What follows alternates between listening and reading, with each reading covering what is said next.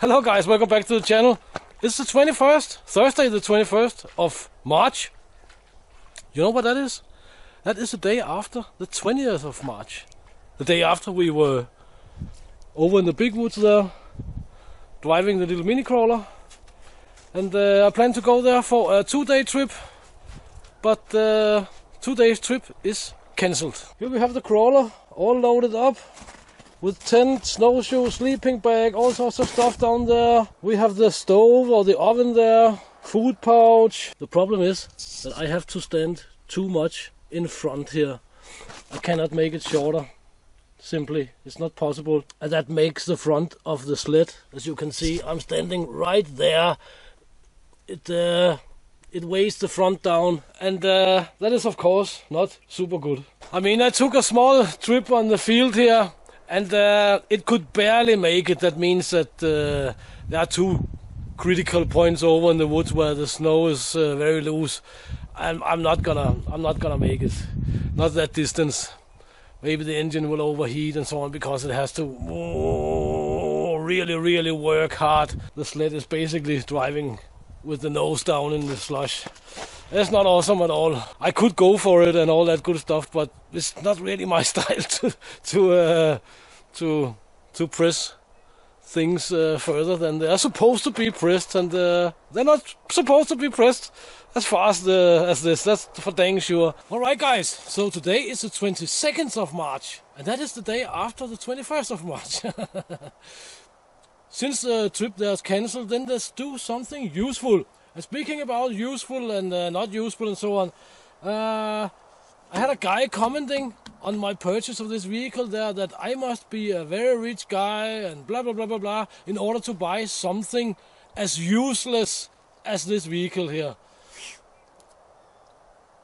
That is far from the truth. I spent a long time saving up for this, and thanks to you guys who helped out, it went a little bit faster. But see, in this area, nobody here has vehicles of this kind here as toys. Many of you guys refer to this as a new toy, the mini crawler also as a new toy and so on, but it's not a toy.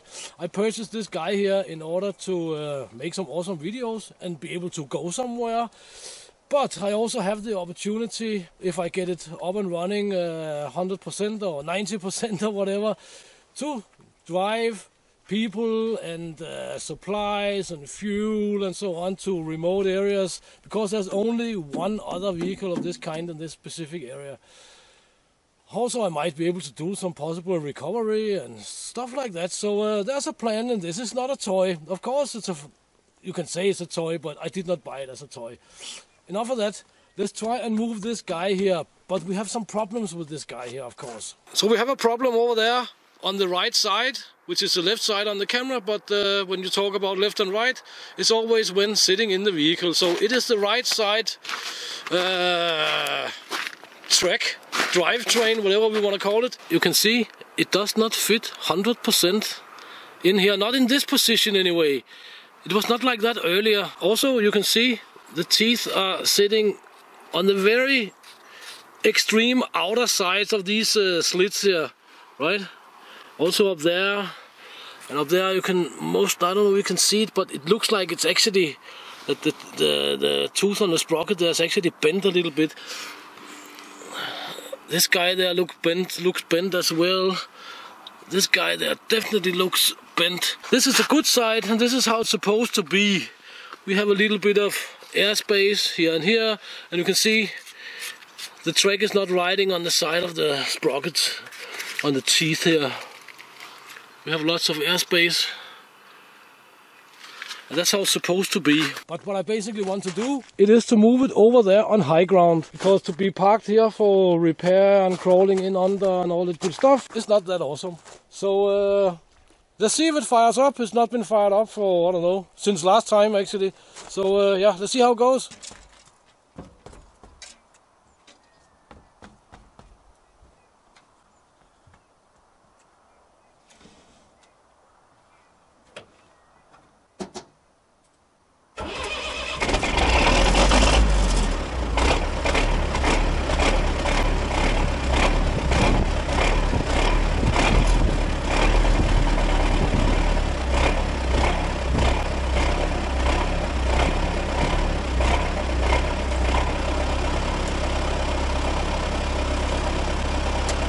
we're almost ready to go. It's been heating up for almost 15 minutes as prescribed in the user's manual.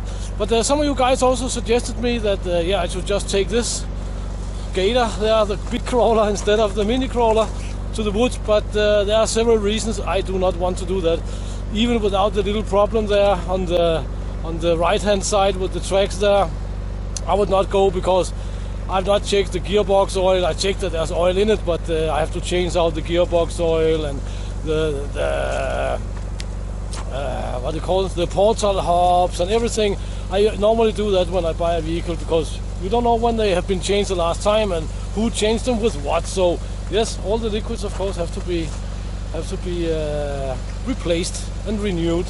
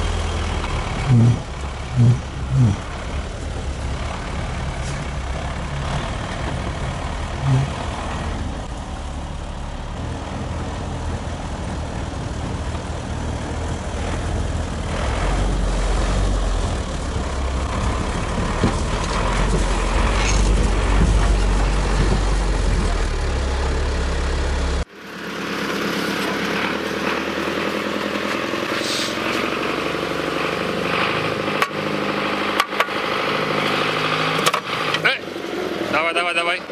Поворачивай чуть-чуть. Назад? Повернуть можешь вот так чуть-чуть? Нет. Стой. Упал? Нет. Нормально? Нет, еще висит на зубах.